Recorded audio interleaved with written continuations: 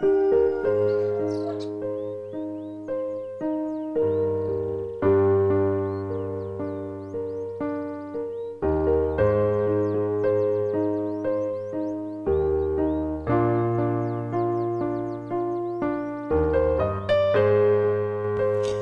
be like Jesus, God calls for repentance and holy living.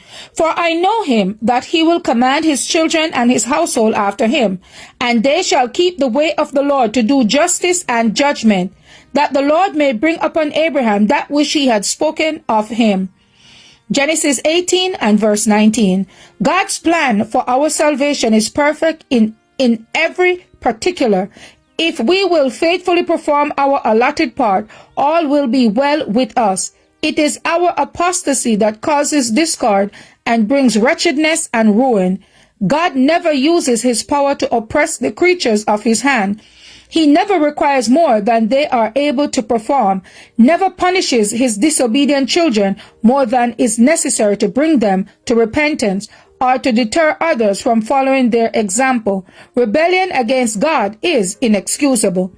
The judgments of God quickly following upon transgression, his counsels and reproof, the manifestation of his love and mercy, and the oft-repeated exhibition of his power, all were a part of God's plan to preserve his people from sin, to make them pure and holy, that he might be their strength and shield and their exceeding great reward. But the persistent transgressions of the Israelites, their readiness to depart from God, and their forgetfulness of his mercies showed that many have chosen to be servants of sin rather than children of the Most High.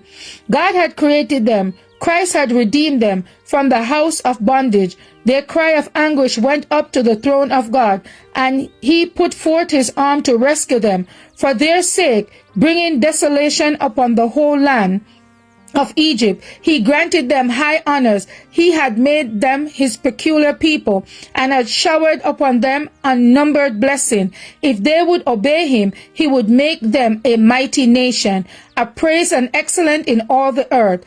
God designed to magnify his people through his chosen people by showing the vast difference existing between the righteous and the wicked, the servants of God and the worshippers of idols. Joshua sought to show his people the inconsistency of their course of backsliding.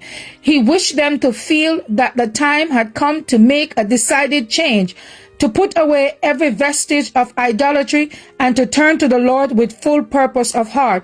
He endeavored to impress upon their minds the fact that open apostasy would not be more offensive to God than hypocrisy and lifeless form of worship.